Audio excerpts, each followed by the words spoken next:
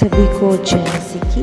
प्रियो, आज हम देखेंगे मरकुस रचित सुसमाचार का 9 अध्याय और उसकी 25 आयत। जब यीशु ने देखा कि लोग दौड़कर भीड़ लगा रहे हैं, तो उसने अशुद्ध आत्मा को यह कहकर डांटा, हे गूंगी और बहरी आत्मा, मैं तुझे आज्ञा देता हूँ, उसमें से निकल आ और उसमें फिर कभी प्रवेश न करना। तब वह चिल्लाकर और उससे कपट मरोड़कर निकल आई और बालक मरा हुआ सा हो गया। यहाँ तक कि बहुत लोग कहने लगे कि वह मर गया, परंतु यीशु ने उसका हाथ पकड़कर उसे उठाया और वह खड़ा हो गया। जब वह घर में आया तो उसके चेलों ने एकांत में उससे पूछा, हम उसे क्यों नहीं निकाल सके? उसने उनसे कहा, यह जाति बिना प्रार्थना और किसी उपाय से नहीं निकल सकती। फिर वे वहाँ से चले और गलील में होकर जा रहे थे।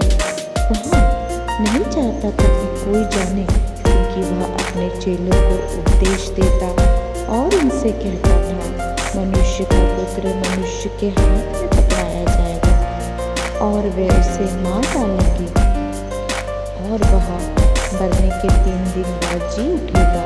पर यह बात उनकी समझ में नहीं आई और वे उससे पूछने से डरते थे।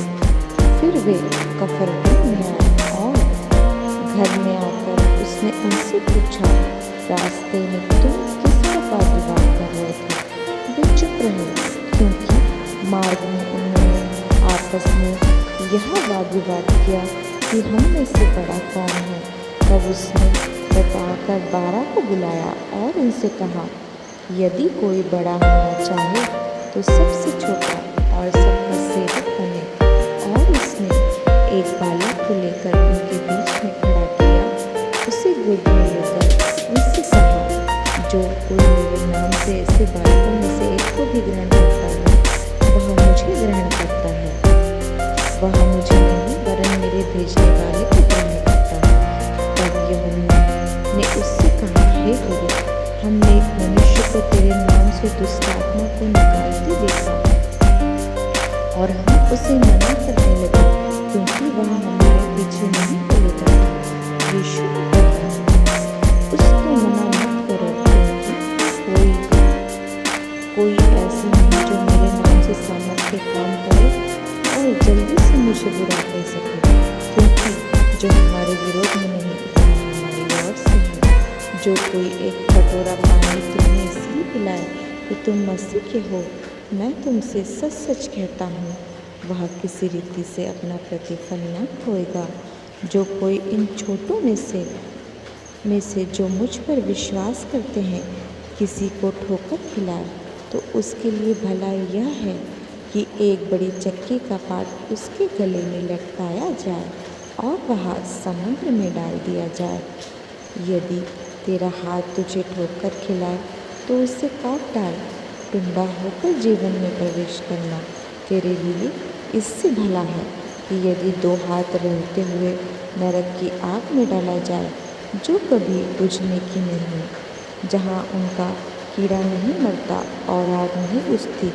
यदि तेरा पाँव तुझे ठोकर खिलाए तो उसे काट डाल। लंगड़ा होकर जीवन में प्रवेश करना तेरे लिए इससे भला है कि 2 पाँव रहते हुए नरक में डाला जाए, जहाँ उनका कीड़ा नहीं मरता और आग नहीं बुझती। यदि तेरी आँख तुझे ठोकर खिलाए तो उसे निकाल डाल। काना होकर परमेश्वर के राज्य में प्रवेश करना तेरे लिए इससे भला है कि तू 2 आँख रहते हुए नरक में डाला जाए, जहाँ उनका कीड़ा नहीं मरता और आग नहीं बुझती। क्योंकि हर एक जन आग से नमकीन किया जाएगा। नमक अच्छा है, पर यदि नमक का स्वाद जाता रहे तो उसे किससे नमकीन करेंगे? अपने में नमक रखो और आपस में मेल मिलाप से रहो। इन्हीं वचनों के द्वारा परमेश्वर इन वचनों पे बहुतायत की आशीष दें। सभी मेरे प्रिय भाई बहनों वचनों पे चलें, उन्हें अमल करें। सभी को एक बार फिर से जय मसीह की। आपके परिवार के लिए बहुत सारी ब्लेसिंग करें प्रभु, और आप निरंतर प्रार्थना करिए, प्रार्थना में आगे बढ़िए, क्योंकि प्रार्थना करने से शैतान को हम हरा सकते हैं। परमेश्वर के नाम की बड़ाई हो। सभी को जय मसीह की। प्रियो आनंदित रहें, प्रभु में सदा आनंदित रहें। सभी प्रिय भाइयों बहनों को जय मसीह।